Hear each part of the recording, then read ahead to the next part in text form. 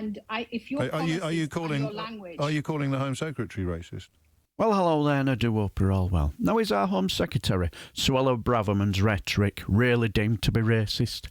Well, that was a question asked by James O'Brien on Tuesday to Baroness Warsi, and her reply might just surprise you. Baroness Suella Warsi is a Conservative peer and, of course, a former minister, former co-chair of the Conservative Party. And, Suella, although you're not a signatory to these letters, you're sympathetic, I think, with their content. Why? Because, first of all, I think it's quite unprecedented that we have such a broad range of people, the kind of people who wouldn't normally engage in politics, you know, from the Indian Doctors Association, they've got people from British Nigerian background, Kenyan background, Bangladeshi background, Egyptian doctors, psychiatrists, surgeons, bankers, lawyers, accountants, entrepreneurs, you know, the kind of people who normally kind of get on with their day job. Interestingly, the kind of people who probably would vote Conservative, and I know some of them would donate to the Conservative Party. For people like this to come out and say enough, and this rhetoric has to stop, is really quite unprecedented.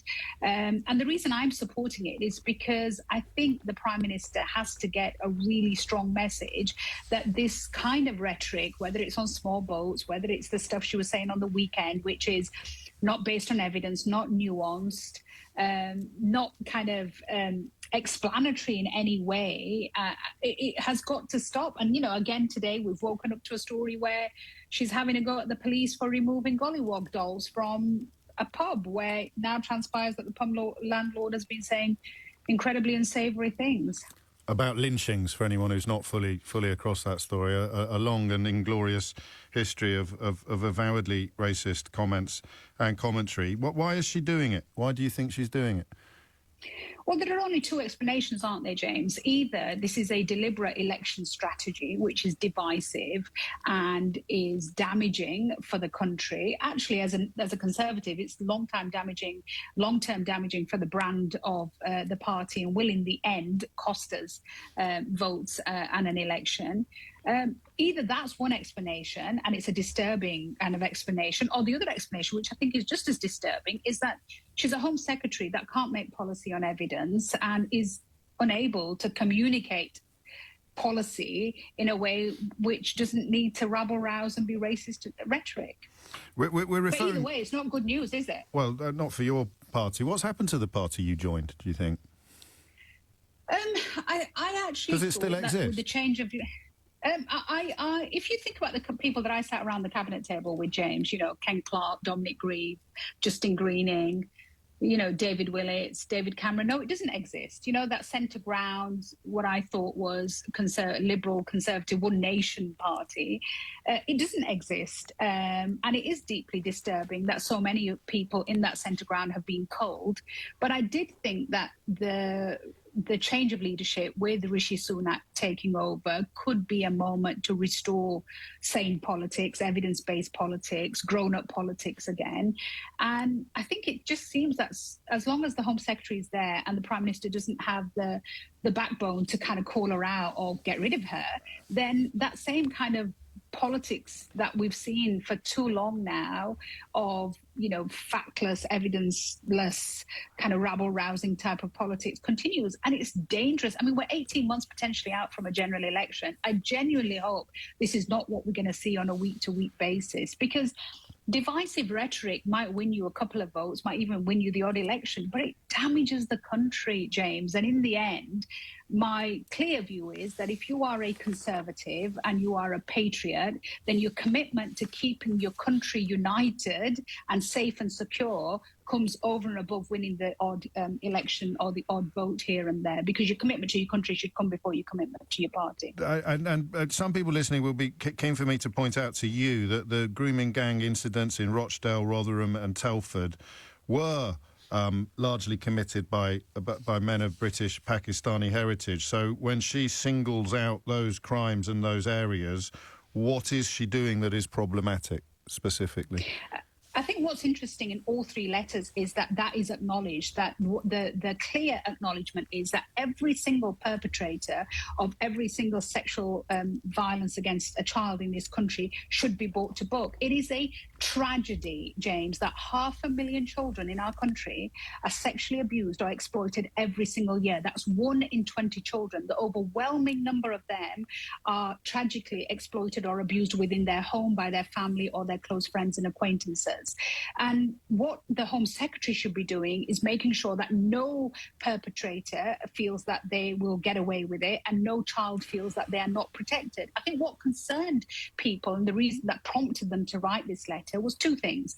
One, the fact that she chose not to make that distinction and not to base it on her own evidence, because the Home Office reports clearly show that the vast majority of perpetrators are white, and that there isn't this link, this cultural link or this political correctness link, which her and the Prime Minister keep speaking about. And this has been proven in report after report, including the Linden report, which was out less than 12 months ago.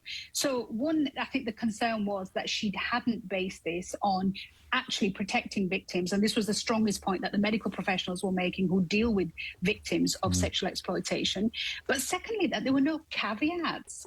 If she had said, look, there are a small number of very high-profile cases in these particular cities which have had this particular form of sexual exploitation, where the majority of the perpetrators were of this origin, i.e. what I am talking about is a subset of a subset of a subset of a subset of perpetrators, and I have chosen to make those perpetrators my priority and the protection of those people subjected to sexual exploitation a priority, I think people would say, fine, it's odd that you would choose which perpetrators to go after and which children to protect. It's an odd way for a Home Secretary to make decisions, but I think people would be completely behind her. But she didn't say that. She said all British Pakistani males. And that includes, you know, people that we know in public life, you know, Zayn Malik from One Direction, you know, Adil Ray, who does Good Morning Britain, sports stars. It includes my dad, you know, the father of 5 girls. So some of those... Who's a massive feminist. Some of those men have been revealing some of the racism and some of the abuse that they've received since those comments. The musician Nitin Sawhney as well. So she is... she's opening the door then to the idea that the egregiousness of a crime is somehow affected by the ethnicity of the perpetrator. Is that what we're saying? And her own Home Office reports show that there is no link to that. But she's also deciding that she's going to pick and choose which crimes matter to her and which don't. So in the whole spectrum, tragically, of 500,000 children being sexually abused and exploited in our country every single year, she has decided that this small number of a subset of a subset of a subset are the ones that she's going to focus her energies on.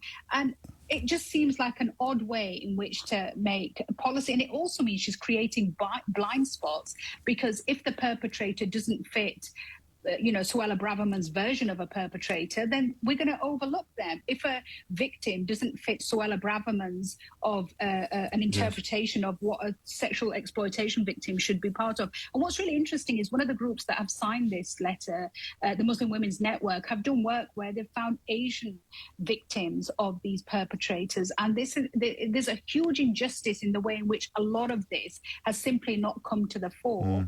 And if I was Home Secretary, the first thing I would be doing is asking for heads to roll in the police and in the local authorities who looked at these girls and didn't overlook the fact because they were being politically correct. I mean, it beggars belief that a police force, which sadly consistently has been accused of being institutionally racist, is somehow tiptoeing around not wanting to offend brown people. The reason they didn't treat these girls well because there was a class issue. They saw them as dispensable. They saw them as not being worth the effort. They saw them as coming from broken homes. They saw them as coming from troubled families who in the past had connections with the police. They saw them literally, tragically, words that were used by victims, trash. And they ignored them. And I would like the Home Secretary to be going in there, not walking around the streets with the police officers, but holding them to account as the IOPC report from last year showed, saying who was responsible for this, and heads should roll that you did not protect these children. Finally, and I asked this question with a bit of discomfort. It's certainly not one I could answer, but is Suella Braverman's own ethnicity pertinent here? Do you think that a white Home Secretary would have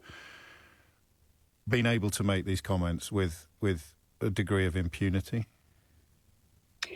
I don't think any of my colleagues can use the pigment in the skin as some sort of a defense mechanism to say they're not racist. You know, brown people can be racist too.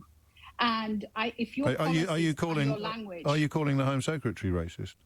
I am calling her rhetoric racist. I am. And I'm supporting the letters which call her rhetoric racist. And I think I say that as somebody who was subjected to racism growing up, you know, in the 70s and 80s. This is not a term that I use loosely, and it's certainly not a term that I use easily when I talk about another woman of colour, another parliamentarian of colour. But I think that somehow we have to call this out.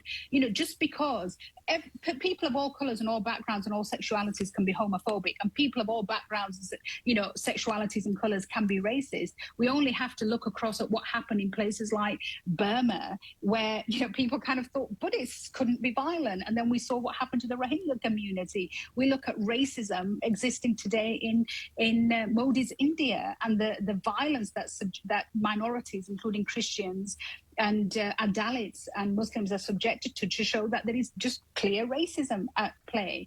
And so I just think it is important for us to call this out, and for us to say that just because you are a politician of colour does not mean that you can engage in language which, a politician who's white would not be considered acceptable. That language would not be considered acceptable for them to use. But also remember, Jim, she's the Home Secretary. You know, she should be using her words carefully. She should be measured. Her policy making should be rooted in evidence. She should be thoughtful. She's responsible for the security of our country. We need a grown-up in that role. You know, we certainly don't need somebody who's trying to, you know, perform some sort of Trump tribute act. Crikey. I totally agree with everything Baroness Warsi said. Suella Braverman is definitely racist in my eyes, and she should choose her words carefully. Clearly she doesn't, though, does she? She knows what she's doing. And I always thought this was a brilliant interview as well. But what do you guys think? Was Baroness Warsi right about what she said about our leaky Sue? Perhaps you might be one of those cranks who think that our Suella Blabbermouth is the best thing since sliced bread. Well, if that's what you think, let me know down below. And until the next time, I shall bid you farewell and take care, my friends.